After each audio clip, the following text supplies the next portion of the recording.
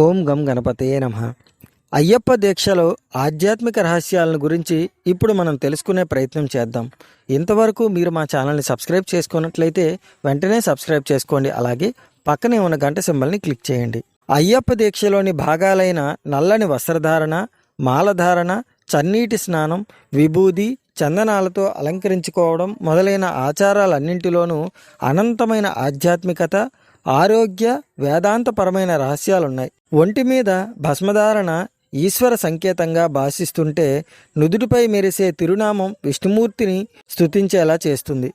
ఈశ్వరునికి అత్యంత ప్రీతిపాత్రమైన కార్తీక మాసం దక్షిణాయనంలో ప్రారంభమయ్యే అయ్యప్ప పూజ విష్ణువుకు ఇష్టమైన ఉత్తరాయణం మార్గశిరంతో ముగుస్తుంది. అయ్యప్ప స్వామివారి 18 మెట్లను 18 అని అంటారు. ఈ 18 మెట్లలో ఒక్కో మెట్టుకు ఒక్కో దేవత ఉంటుంది. మోక్ష సామ్రాజ్య కైవసానికి ఈ మెట్లు ఉపకరణాలు అని శాస్త్రం. ఈ సోపానాలపై 18 మంది దేవతలను ఆవాహన చేశారు. 8 మంది దిక్పాలకులు, 4 వేదాలు, 2 శాస్త్రాలు, అవిద్య, విద్య, జ్ఞానం, అజ్ఞానం అన్నీ కలిపి మొత్తం 18 మెట్లుగా ఇక్కడ ఉన్నాయి. వీటన్నింటినీ దాటుకొని వెళితేనే జ్ఞానస్వరూపుడైన ఆ భగవంతుని దర్శనం సులభం అవుతుంది. ఈ ఆలయంలో స్వామి ప్రతిష్ఠితుడైన సందర్భంగా మృదంగ, భేరి, కాహల, దుందుబి, తుంబుర, మద్దెల, వీణ, వేణువు, నూపుర, మట్టుక, డిండిమ, ఢమరుక, ఢక్క, ధవల, శంఖ, పరుహ, జజ్జరి, జంత్ర అనే 18 వాద్యాలు మోగించారు. ఇది ఈ మెట్లకున్న నియమ ప్రాముఖ్యం. 40 రోజులు దీక్ష చేసిన వారు మాత్రమే ఈ మెట్లు ఎక్కడానికి అర్హులు. ఎంతో నిష్టలతో ఈ మెట్లు దాటాలి. అప్పుడే ఆ ఆనంద రూపుని దర్శించుకోగలం. ఈ మెట్ల కింద ఎంతో మహిమాన్వితమైన పవిత్రమైన యంత్రస్థాపన జరిగింది. యంత్ర ప్రతిష్ఠ ఎంతో పునీతము, శక్తివంతము కాబట్టే వాటిని ఎంతో భక్తి విశ్వాసాలతో నియమ నిష్టలతో దాటాలి. అయ్యప్ప దీక్షకు చన్నీటి స్నానం, భూశయనం, పాదచారులై నడవడం, ఒంటిపూట భోజనం, బ్రహ్మచర్యం, మద్యమాంసాదులు, మసాలా దినుసులు వంటి తామస కారకాలైన పదార్థాలను త్యజించడం వంటి నియమాలు పాటించాలి. ఆ స్వామి దీక్షను చేపట్టేవారు గురుస్వామి ద్వారా తులసి, రుద్రాక్ష మాలలను ధరిస్తారు. 2 పూటలా చన్నీళ్ల స్నానం ఆరోగ్యాన్ని చేకూర్చడమే కాక మనసును ప్రశాంతంగా ఉంచి భగవద్ధ్యానానికి తోడ్పడుతుంది. తులసి, రుద్రాక్షలలోని స్వాభావిక ఔషధ గుణాలు అనారోగ్యానికి గురికాకుండా కాపాడతాయి మరియు రక్తపోటు, మధుమేహం మొదలైన ఎన్నో రోగాలు అదుపులోకి ఉపకరిస్తాయి. దీక్షా సమయంలో పాటించే ఆహార నియమం శరీరాన్ని అదుపులో ఉంచి చెడు కోరికలను దూరం చేస్తుంది. మనోనిశ్చలత, జ్ఞానశక్తి దేహానికి బలాన్ని ఇస్తాయి. కాబట్టే ఆ అయ్యప్ప భక్తులకు కఠినమైన బ్రహ్మచర్యాన్ని దీక్షలో ఓ భాగంగా విధించారు. చెప్పులు తొడగరాదనే నియమం వెనుక ఎన్నో ఉద్దేశాలు ఉన్నాయి. ఇందువల్ల భక్తులకు కష్టాలను సహించే శక్తి కలుగుతుంది.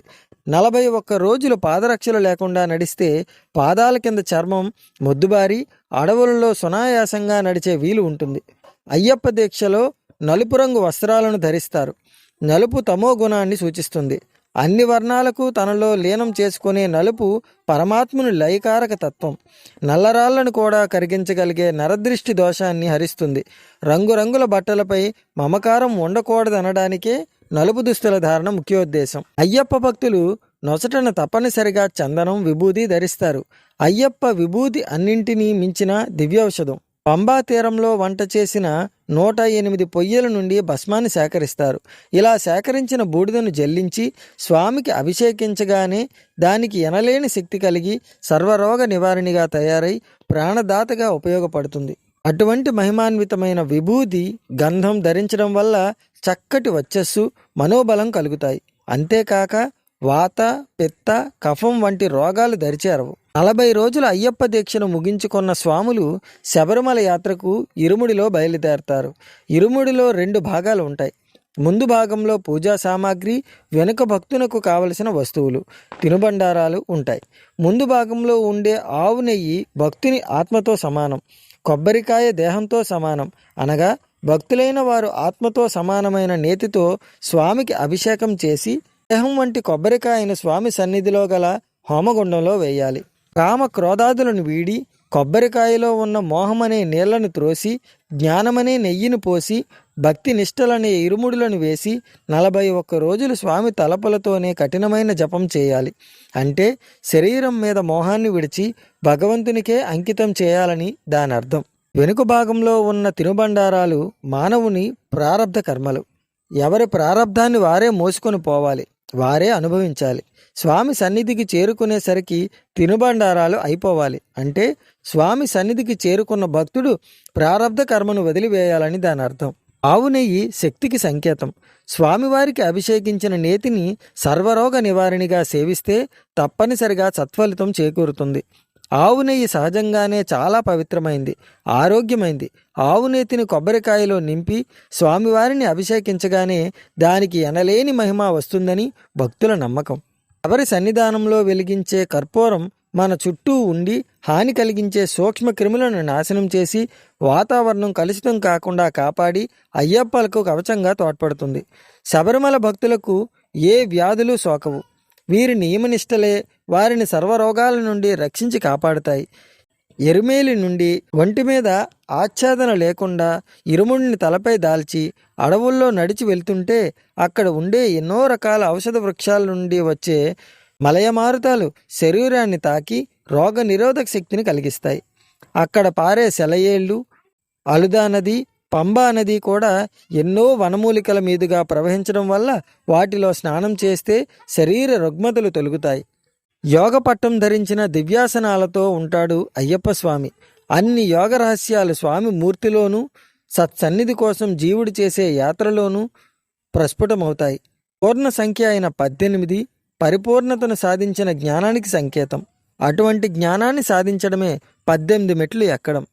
మాల ధరించిన రోజు నుండి భక్తులు ప్రతిరోజు 2 పూటలా స్వామిని అర్చించి 41 రోజులు అయ్యప్ప వ్రతదీక్షా పరులై నియమ నిష్టలతో తలపై ఇరుముడిని ధరించి అడవిలో ప్రయాణించి శబరిమలై చేరుకొని అష్టాదశ సోపానాలు అధిరోహించి హరిహరపుత్రుని దర్శించి సాయుధ్యాన్ని పొందుతారు.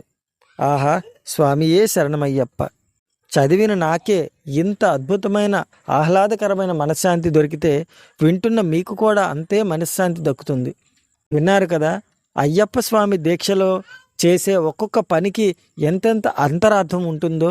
స్వామియే శరణమయ్యప్ప. ఇంతవరకు మీరు మా ఛానల్ని సబ్స్క్రైబ్ చేసుకోకపోతే వెంటనే సబ్స్క్రైబ్ చేసుకోండి. ఇలాంటి ఆధ్యాత్మికమైన వీడియోలు మరెన్నో మీకు నోటిఫికేషన్ రూపంలో రావడానికి పక్కనే ఉన్న గంట సింబల్ని క్లిక్ చేయండి.